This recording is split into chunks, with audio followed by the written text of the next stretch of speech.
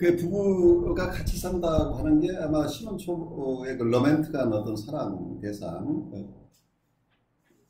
저 사람 너무 좋아라고, 너무 그 사람이 좋아서 내가 사랑했다. 그 사람은 나하고 다른 인격인 그 사람 그 자체가 매력적이고 참 훌륭하고 그게 매력이 있고 끌려가고 하는 그 사람들을 하던 시절이 있는데, 살다가 어떨 때는 지치면은 상대방에 의지하고 싶은 욕구들이 생겨나죠.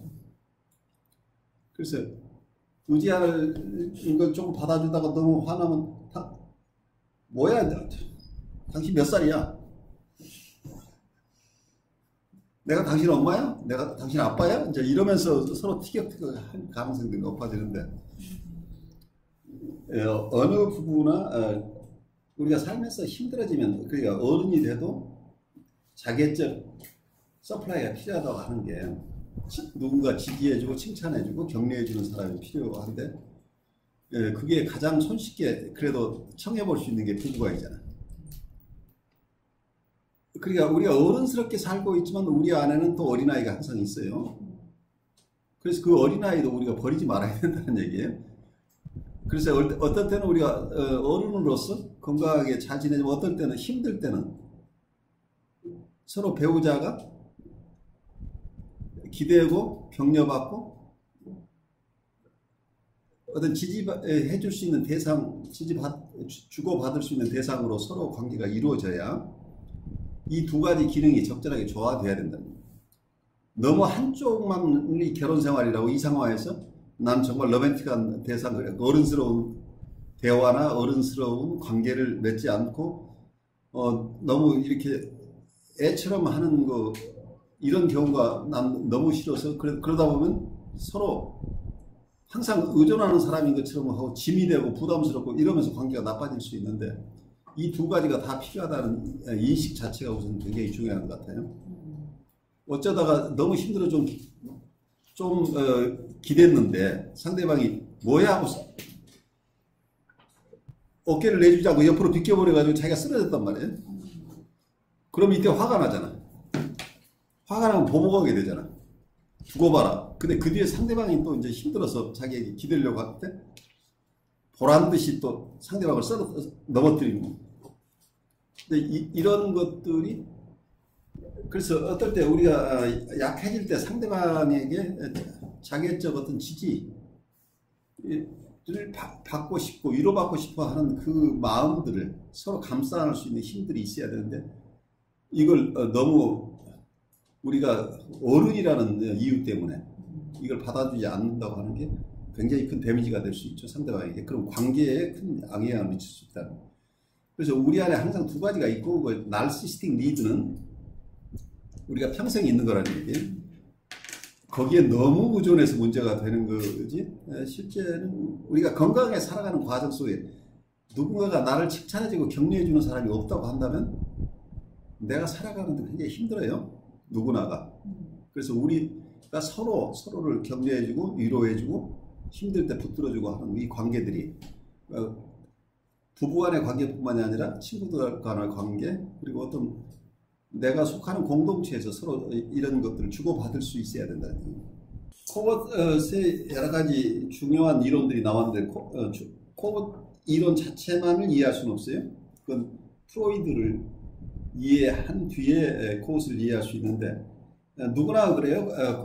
프로이드를 여러분들이 공부를 하지만 프로이드 자체만 공부해가지고 프로이드를 몰라요. 왜냐하면 너무 넓고 광범위하고 초기의 이론이기 때문에. 그런데 나중에 대상관계 이론이나 대인관계 이론이나 아니면 현대 정신분석이나 여러 가지 다른 이론들을 공부하고 다시 그 속에서 프로이드를 만나요. 그러면 과거에 내가 아는 것 같았던 프로이드, 그때는 몰랐었고 새로운 이론을 접하면서 프로이드는 원래 이랬었던 이런 이론이 있었구나 하면서 프로이드를 좀 더 이해하게 되죠. 그러면서 프로이드를 이해는 그 후학들이 세운 새로운 이론들을 공부해 나가면서 프로이드를 점점 더 이해하게 되고, 그러면서 또 프로이드에 대한 지식이 넓어지면서 현대나 프로이드 이후에 발생한 이론들을 좀 더 정확하게 읽어낼 수 있는 힘들이 생기죠. 그래서 어느 하나로 되는 게 아니고 교차되면서 같이 공부가 되기 때문에 이래서 시간이 많이 걸리는 거죠. 프로이드 한 사람만 해도 엄청난 저작이 있는데 그 이후에 발달된 이론들이 여러 학파에서 발달이 됐기 때문에 이 방대한 어떤 정신분석의 세계 속에서 우리가 어느 한 사람의 책을 그냥 읽어서 다 이해한다는 건 불가능해요. 그래서 여러분들이 너무 야심 갖지 않고 어느 공부할 때 그 범위 내에서 내가 이해할 수 있는 정도 만족하고 또 그 다음 기회가 되면 더 깊이 이해한다 이렇게 생각하고 가면 될 것 같아요. 그래서 우선 코우스 사상의 고전적 토대, 결국 프로이드와 코우스의 어떤 이론들이 어떻게 연결되는가 하는 기본적인 얘기들을 좀 함께 하는 시간을 갖죠. 네, 그렇죠. 코어스의 사상이 발전해 나온 과정을 충분히 이해하려면 그의 이론에 기초가 된 고전적 프로이트 이론에 관해 이해가 선행되어야만 한다. 이를 위해 나는 코어시 시카고 정신분석연구소에서 강의했던 프로이트 이론 강좌에 관한 논리를 제시하려고 한다. 그의 강좌를 소개함에 있어서 그의 카리스마와 박식함, 물 흐르듯 자연스러운 강의 분위기 등을 전하기는 어렵겠지만 또 다른 측면인 교수로서의 그의 역량을 보여주는 명확하고 논리 정연하며 체계적인 강의 내용을 전할 수 있을 것이다. 이 강의 내용은 코어과 2년 과정의 과목들을 함께 가르쳤던 필립 자이츠의 방대한 강의 교환에 근거한 것이다. 출판되지 않은 이 기록들은 시카고 정신분석 연구소의 코어 자료실에 보관되어 있다. 이 분야의 연구에 도움을 주기 위해 이 책 뒤에 용어 모음집을 덧붙였다. 교육과정 첫해 서론. 코엇은 1958년에서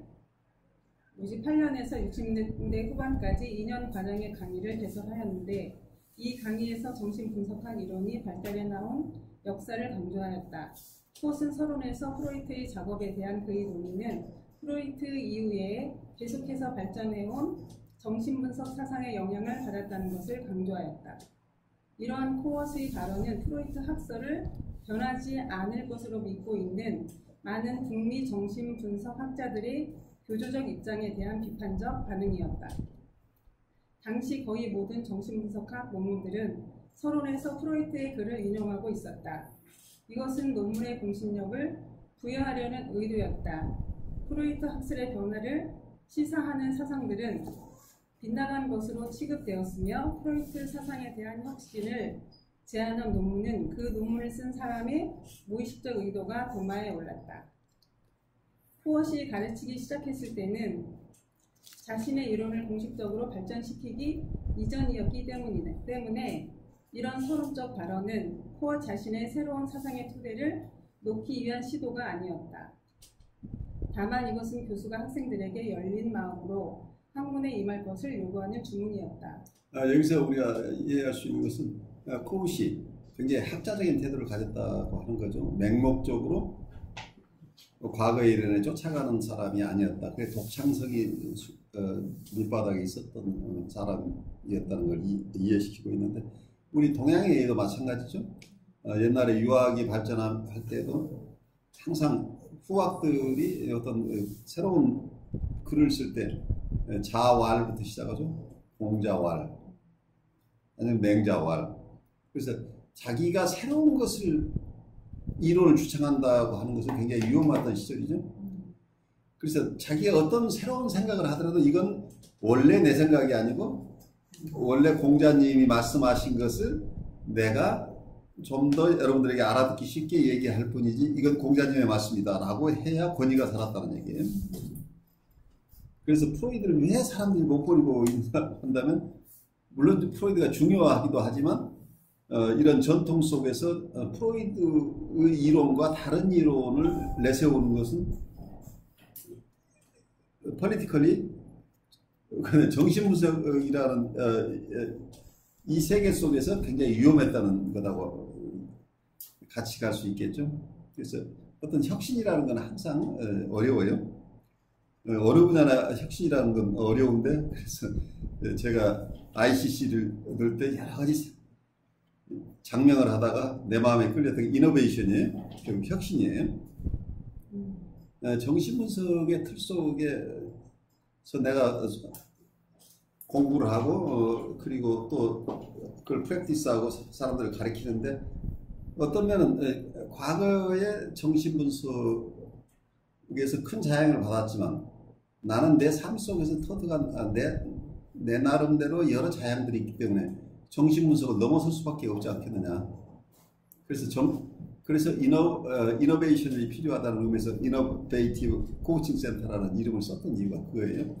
그래서 혁신이 이건 전통을 무시하는 혁신이 아니라 전통을 바르게 살아내는 것이 혁신이 계속 일어나야 바른 전통이 형성된다 이런 생각을 하고 있어요.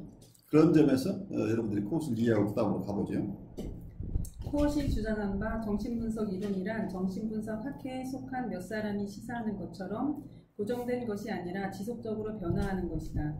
코엇은 프로이트 사상의 발전 과정을 정신분석학 이론의 진보적 특성을 보여주는 가장 대표적인 예로 인용하였으며 프로이트가 오랜 기간에 걸쳐 마음에 관한 새로운 모델을 발전시켜 나갔다.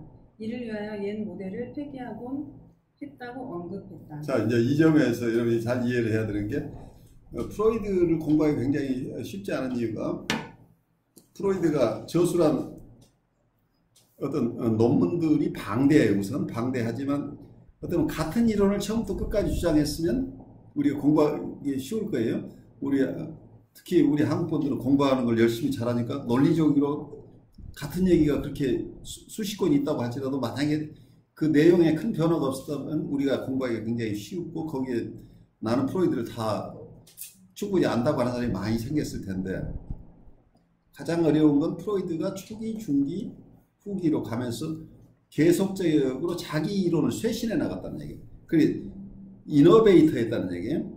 프로이드는 자기가 세운 이론을 가지고 임상을 하다가 임상에서 자기의 이론의 틀 가지고 도움이 되지 않을 때는 계속해서 생각을 하면서 새로운 이론을 만들어냈다는 얘기죠. 그래서 자기 안에 혁신이 계속 일어났는데 이제 어려운 게 뭐가 생겼냐면은 프로이드가 임상 경험이 넓어지고 삶의 경험이 넓어지면서 자기 이론의 혁신을 계속 해나갔는데 프로이드 주변에 있던 제자들이나 동료들은 프로이드가 너무 유명한 사람이고 학파를 개설한 사람이 정신분석을 창설한 신분이니까 그 이론을 우리 공자님 얘기처럼 열심히 공부한 사람이 많았을 거 아니겠어요.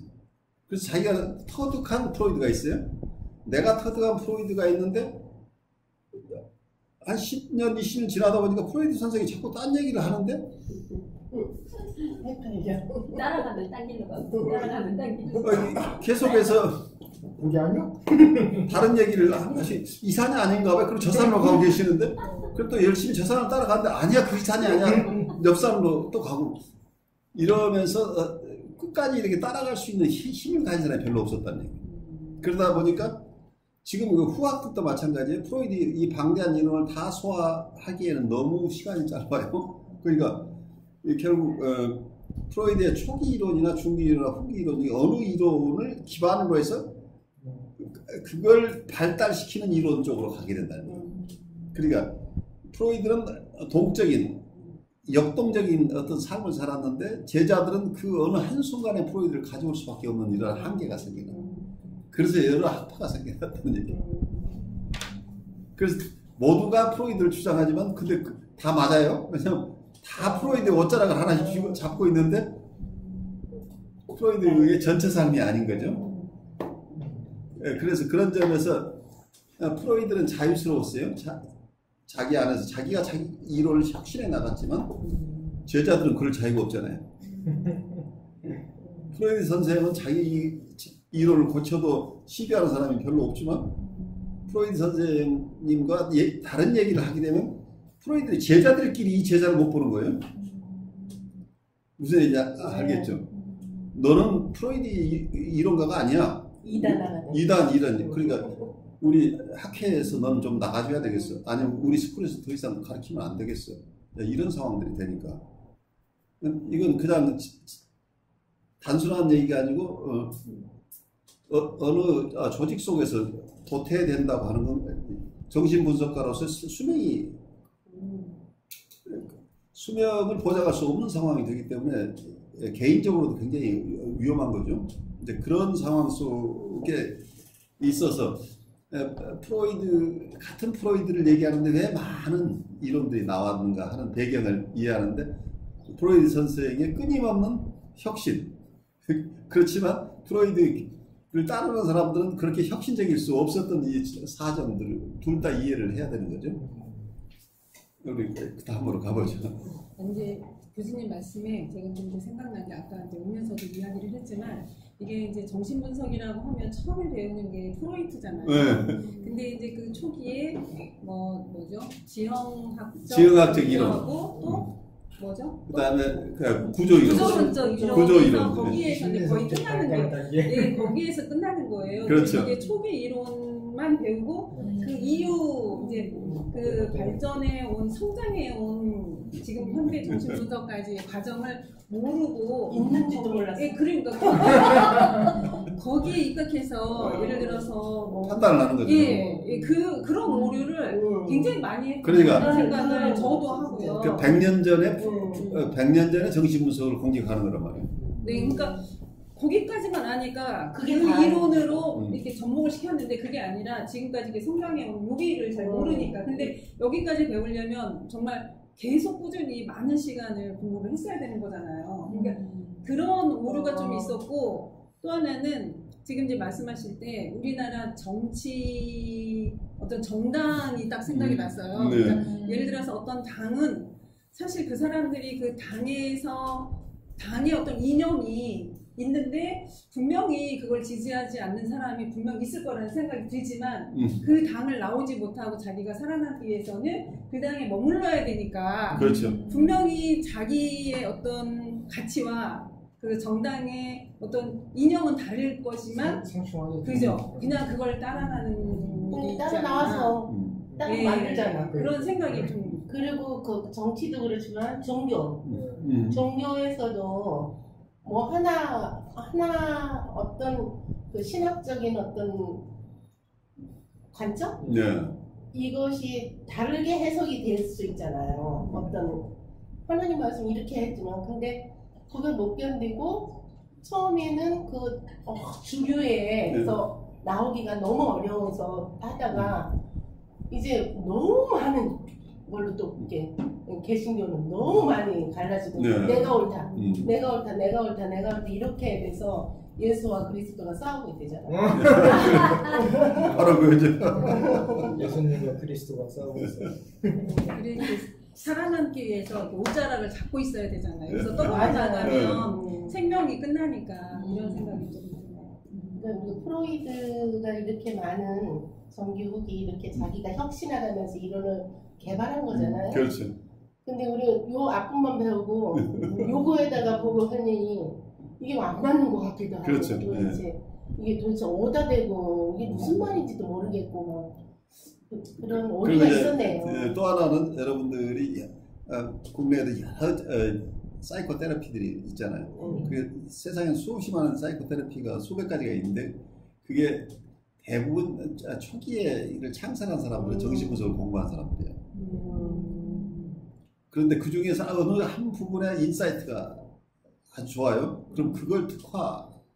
이번에 방송에도 그것도 나왔어요. 그 사이코 테라피, 드라마 막 이렇게 그거에 폐해. 드라마 치료 뭐 이런 거에 대해서. 그러니까 지나치게 이제 그렇게 가다 보니까 처음 창설한 사람은 그래도 공부를 많이 해서 자기 이론을 만들어냈지만 이걸 좋아해서 프랙티스 할 수 있는데, 그 뒤에 배우는 사람은 이것만 배우게 되니까 기술로 테크닉으로. 그러니까 다른 사람은 10년 공부하는데 이것은 1년이나 6개월 가지고 나 다 배웠다, 다 이루었다 하고 프랙티스 시작하면 이 창설자는 안전했지만 그 이후 사람들은 어렵잖아요. 그래서 이제 그런 이론들을 또 저는 이제 사이코테라피나 카운슬링 이런 과목을 이제 미국에서 이제 가르치니까, 그럼 단기 치료, 여러 행동 치료, 인지 치료 여러 가지 것들, 아니면 실존 치료 이런 것들 쭉 공부를 하다 보면 어떤 것 정신분석에 있는 개념들이 각각 다른 용어로 불려요. 그러니까 여러 이론들 여러분들이 읽다 보면 굉장히 새로운 아주 굿 아이디어인 것들이 막 나오는데 사실은 그 대부분의 경우에 기존의 정신분석에 있는 용어를 다른 용어로 바꾼 것들이 많아요. 우리도 다른 건 줄 알죠. 그게 다른 건 줄 알고. 근데 같은 것이 이름만 바뀌어서 이렇게 움직이니까. 그러니까 다들 딴 것을 하고 있는 것 같은데 그래서 공부를 깊이 하면 결국 정신분석으로 갈 수밖에 없다는 연원이 거기니까. 그래서 어느 사이코 테라피를 공부하시더라도 이게 학자적으로 그쪽에서 업적을 남기기 위해서는 결국 정신분석의 이론을 소화해야만이 그쪽에 좋은 글을 쓸 수 있겠죠. 왜냐하면 원래 사이코 테라피가 대부분 거의 많은 경우는 프로이드의 이론을 그대로 가져와서 프랙티스는 어떤 고지식한 사람들 정신분석 하는 사람이고 그 이외에는 프로이드의 인사이트 중에 아주 중요한 것들 몇 개를 가지고 특화해서 이게 어떤 한 학파를 이룬 치료법도 있고 또 프로이드의 것 중에 어느 한 가지를 반대해서 또 이렇게 어떤 이론을 세운 것도 있고 그렇지만 결국 반대를 했거나 찬성을 했거나 다 프로이드하고 비교해서 연구하지 않으면 그 정체를 알 수 없어지는 거죠. 그래서 여러분들이 어느 쪽의 라인에 공부를 했건 이 프로이드의 어떤 정신분석을 공부한다고 하는 건 내가 공부한 것의 연원을 캐는 작업들이기도 하죠. 그래야 그쪽에서 테크닉이 왜 이런 테크닉이 워킹하고 어떤 것은 워킹하지 않는지를 알 수 있게 되는 거예요. 정신분석학의 역사. 코엇은 그의 서론적 강의 이후에 정신분석학의 역사를 개발하였다. 프로이트의 정신분석학 이론은 세 단계를 거쳐 발전하였다. 첫 단계는 1890년대로 프로이트의 정신분석 환자였던 안나오가 그의 동료였던 조세 브로이어에게 치료를 받으러 온 때였다. 그때 안나와의 관계가 너무 부담스러웠던 브로이어가 더 이상 그녀를 만나는 것을 원하지 않게 되어 그녀는 프로이트의 환자가 되었다. 안나오는 자유연상이라는 알려진 방법을 발견하는 데 기여했다.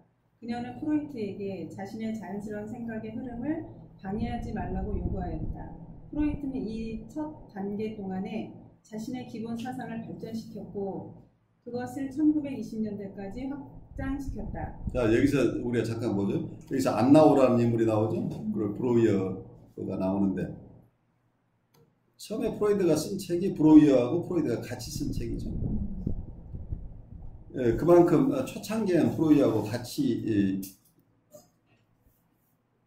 히스테리아 연구가 바로 이 브로이어하고 프로이드가 공동 저작한 건데 브로이어가 더 나이가 많으신 분이에요. 그리고 이분은 그 당시 비엔나에서 유명한 의사였어요. 그래서 이분 수입도 좋고 안정된 의사였다는 얘기예요. 그런데 프로이드는 그 당시에 의과대학 졸업해서 굉장히 힘들게 살고 있던 사람이었죠. 그러니까 그래서 이분은 헝그리한 분이고 그분은 안정된 사람이니까 정신분석이 고달픈 일인데 이 일을 매달리기에는 브로이어는 너무 좀 여유 있는 사람이었을지도 모르겠어요. 어쨌든 근데 실제 그런 측면, 사회 경제적인 측면에서도 프로이드는 이 일을 끝까지 밀고 나가야 될 만큼 절박한 환경이 있었다고 보이고 브로이어는 그 일을 이 정신분석에 매달리지 않아도 사는데 큰 지장이 없었던 사람으로 보이는데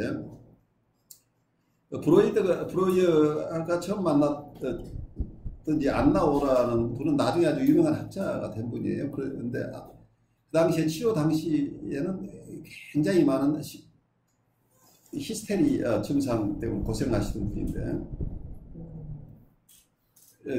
마지막에 오랫동안 브로이어가 치료를 했었는데 브로이어가 어느 날 이 얘기가 사실인지 아닌지 나중에 논란이 되는 케이스예요. 심하게 아프다고 그래 옛날에 왕진 다녔죠 의사들이. 왕진 가방을 메고 브로이어가 찾아갔는데 이 안나오가 굉장히 고생하고 있는데 그 모습이 뭐였냐면 출산을 하고 있는 진통을 겪고 있습니다. 상상 임신 단계에 있었다. 그래서 그것을 브로이어가 급하게 어떻게 마무리를 짓고 와서 너무 겁이 나가지고 그래서 상상 임신했다는 얘기 자기가 애를 뵌 꼴이 됐잖아요. 그러니까 겁이 나서 알리바이를 만들기 위해서 바로 자기 신혼이었던 와이프를 데리고 2차 신혼여행을 떠났다는 얘기예요. 그러고 다시 또 정신분석적에 돌아오지 않았다. 이제 이런 이론인데 그 나중에 이게 프로이드 쪽의 설명이고 다른 설명에 의해서는 꼭 그렇게 된 것은 아니었다라는 이제 후일담이 있는데 그만큼 초기에는 프로이드가 처음에는 자기 혼자 정신분석을 세웠다고 생각하지 않았었죠. 그런데 어느 순간에 프로이드하고 같이 했다고 얘기를 하기가 민망해서 자기가 혼자 했다고 하는 시점이 와요. 그러니까 프로이드 스스로도 그만두었지만 실제 히스토리컬리는 혼자 한 게 아니고 같이 시작을 한 거죠. 그런 과정을 얘기하는 거죠. 그래서 어떤 여기서 안나오의 얘기에서 나오는 게 무슨 얘기냐면 정신분석의 아주 기본적인 것이 속에 숨어 있어요. 톡 테라피라는 거. 그게 톡 테라피라는 말 자체가 어떤 안나오의 입에서 나온 얘기일 거예요. 그러니까 심리 청소, 굴뚝 청소라고 얘기하기도 하고 이제 이런 이제 초기에 어떤 그런 인터랙션 속에서 자기가 지금 무슨 일을 하고 있는 걸 기술하는 것이었는데 안나오가 요구한 게 안나오가 프로이드가 이것저것 캐물으니까 좀 나 좀 내버려 두세요. 네? 내가 지금 뭐 좀 생각 좀 하고 있는데 왜 자꾸 끼어들어서 힘들게 하느냐. 그래서 이게 터득한 게 중립적인 입장에 있고 함부로 침해하지 않고 그러니까 클라이언트 오리엔티드 테라피라고 하는 것이 새로 나온 것처럼 여러분들이 이해를 하죠. 근데 사실 정신분석이 가장 내담자 중심의 상담이라고 하는 게 초기부터 있는 얘기예요. 왜냐하면 여러분들 많은 부분에 미국에서 뭐 그 클라이언트 중심 상담 뭐 이런 개념이 미국에서 나온 것처럼 느끼는 분들도 있는데 그건 아까 얘기대로 정신분석 속에 있는 어느 특정한 분야를 특화해서 그 당시에 프랙티스하는 사람들이 프로이드 선생님의 원래 취지를 잘 이해하지 못하고 엉뚱하게 어떤 치료자 중심의 치료를 하는 예가 너무 많기 때문에 거기에 나는 그러지 않다고 주장을 하고 거기에 대한 글도 쓰고 하면 이 사람이 새로운 인사이트인가 보다는 사실은 원래 정신분석의 가장 기본이 내담자 중심의 상담이라는 거죠. 그러니까 안나오를 방해하지 않았던 프로이드가 있죠. 안나오를 방해하지 않으니까 어떻게 돼요? 안나오가 결국 자기 하고 싶은 얘기를 했다는 얘기죠. 이게 자유현상이라는 얘기예요. 프리 어소시에이션이라는 자유현상을 통해서 치료가 일어나죠. 근데 이게 보통 뉴라티브 환자의 경우에 가능해요. 근데 프리헤드폰 환자들은 이 자유현상 자체가 부담스럽기도 해요. 그래서 동일하게 적용스러웠지만 초기 발달 단계에서 자유현상 중심이었다고 하는 것은 의사가 당신은 이렇게 아픈 사람이야 내 말을 들어 이렇게 한 게 아니고 내담자가 자기 얘기를 쭉 하도록 허용했다고 하는 거죠. 그렇다면 정신분석의 기본이에요. 이게 프리어소시에이션을 하려면 프로이드가 봤던 것은 상담자는 어떤 입장에 있어야 되느냐. 이분이 자연스럽게 얘기하려면 내가 방해하지 않아야죠. 그래서 이분류 호버링 어텐션이라는 용어가 나와요. 이분류 호버링 어텐션을 분석하는 내담자에게 주어야 된다. 아니면 자기가 그런 태도를 가져야 된다. 이렇게 하는 게 내담자가 어떤 것을 어떤 머티리얼을 제시하더라도 고루 거기에 관심을 가지지 않는. 그러니까 이 편견을 갖지 말라는 얘기예요. 그 자기의 선입견을 가지고 대하지 말라는 얘기죠. 그러니까 그래서 거울이라는 비유를 쓰고 있죠. 이 사람의 전의 속에서 어떤 것이든 다 있는 그대로 드러낼 수 있도록 우리가 어느 뚜렷한 모습으로 함부로 드러나서 우리를 내세우는 입장이 셀프 디스클로스를 하지 말라고 하는 것도 이 속에 숨겨져 있죠. 내가 훌륭한 학자고 내가 누구 친구고 누구의 아버지고 이런 것들을 함부로 드러내지 말라는. 왜냐하면 과거의 정서가 전의 속에 드러나려면 나는 잘 모르는 사람으로 남아 있어야 된다는 얘기예요. 그래서 이런 것들이 초기에 임상 과정 속에서 정신분석의 기초가 하나하나씩 놓여져가는 과정이 1920년대까지 이렇게 지속됐다는 그 히스토리, 초기 히스토리를 얘기하고 있는 거죠. 코엇은 2년 과정의 첫 해에는 정신분석학의 첫 단계 동안에 발달된 이론을 중심적으로 강의하였으며 원 본능의 주제인 무의식과 유아 성욕을 강조하였다. 이 기간 동안 코엇은 프로이트 사상의 기본 개념을 가르쳤다. 그는 두 번째 해에는 정신분석학의 두 번째와 세 번째 단계 동안에 발달된 주제를 강의하였다. 정신분석학 발전의 두 번째 단계는 구조적 관념에 관심이 집중된 시기였다. 이 시기 동안의 프로이트 연구 결과는 자아와 원본능에서 주장하는 3중 구조 이론을 나타냈다. 즉, 이 단계 동안의 프로이트는 원본능, 자아, 초자아와 이것들의 상호관계에 대해 연구하였다. 정신분석학 발전의 세 번째 단계는 프로이트가 자신의 이론을 확장시켜 자아에 관한 이론을 전개한 시기였다. 코엇은 이 시기에 정신분석학의 관심이 자아에 집중되게 되었다. 여기서 자아라고 하는 것은 이고라는 말이에요. 그런데 나중에 코엇이 쓰는 셀프는 우리말로 번역할 때 자기라고 번역하고 있는데 한국에서는 좀 통일된 것 같아요. 이고는 자아, 그리고 셀프는 자기. 근데 우리가 그렇게 번역하는 거지 처음 외국인이 들으면 이게 무슨 말인지 모르겠죠. 자기 자아라는 것도 어떤 번역을 이렇게 하다 보니까 어느 정도 이제 조금 통일된 것 같은 그런 생각이 드는데, 어쩌면 이고나 셀프의 개념 자체도 학문적으로도 다양하기 때문에 이걸 우리말로 어느 쪽으로 번역해놓고 우리가 용어는 아는데 실제 그게 무엇인가는 그렇게 클리어한 것은 아니에요. 보통 그래요. 어떤 컨텍스트에서 어떤 저자에 의해서 이 말이 쓰였느냐에 따라서 내용이 많이 다를 수 있겠죠. 이 시기는 자아 심리학의 시기로서 이 기간 동안은 자아 그 자체가 구조로서 탐구되고 자아의 기능과 방어미제가 주된 관심의 대상이 되었다. 정신을 조직하는 원리들.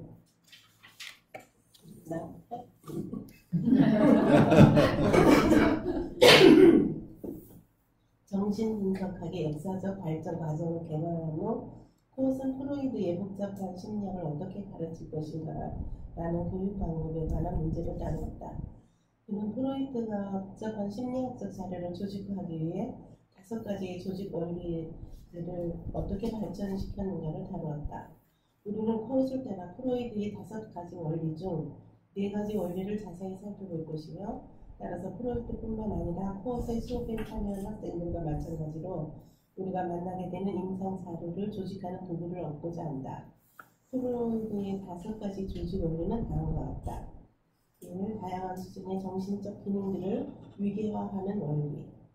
2. 역동적 관점. 3. 지형론적 관점. 4. 심리 경제적 관점. 5. 발생론적 관점. 코엇은 당시에 구조적 관점을 생략했다. 왜냐하면 이 교과목을 가르치기 시작한 첫 해에는 프로이트가 아직 구조적 관점을 발전시키지 못했기 때문이다. 역동적 관점. 역동적 관점이라는 건 영어로 뭐 좀 다이내믹이라는 용어를 쓰죠. 다이내믹 어떤 퍼스펙티브라고 볼 수 있겠죠. 코엇은 이러한 조직 원리에 관한 논의를 역동적 관점에서 다루었다. 그것은 역동적 관점의 프로이트 심리학의 중심 개념을 이해하고 논의하는 데 유용하기 때문이다.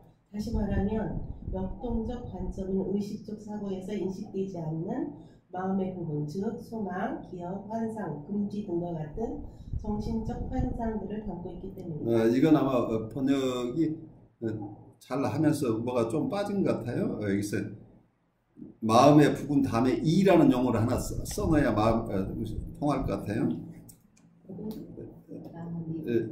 마음의 부분이 역동적 관점은 의식적 사고에서 인식되지 않은 마음의 부분이 얘기라는 건 무의식이라는 얘기죠. 무의식이 즉 소망, 기억, 환상, 금지 등과 같은 정신적 형상들을 담고 있기 때문이다. 이렇게 해야 말이 되죠. 마음의 한 부분이 의식적인 부분과 다른 부분이 있다는 거예요.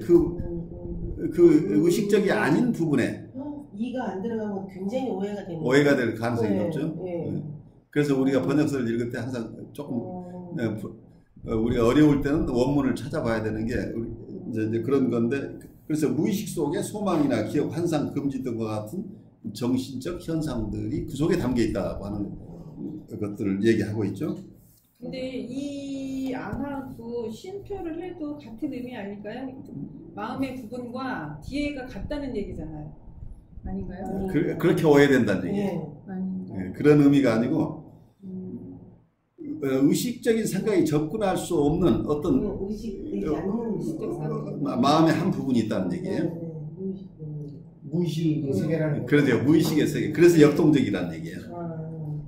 그래서 의식적인 세계와 무의식적인 세계를 구별해내. 그러니까 이 소망, 기억, 환상, 금지가 무의식 안에 그러니까 포함된다는 거죠. 무의식 속에 있다는 네, 얘기예요. 네. 그래서 여기서 즉이라는 말을 더 빼는 게 좋겠죠.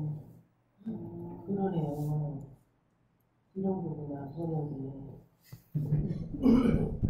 프로이트의 가설에 의하면 이것들 중에 얼마는 강렬한 힘으로 대상을 지향한다. 프로이트는 자신이 도표로 제시한 모델에서 내면의 힘을 묘사하기 위해 그리고 마음 안에서 갈등하는 세력들을 나타내기 위해 방향량을 사용했다. 반대되는 세력들 간의 충돌은 프로이트 이론에서 중요한 요소이다.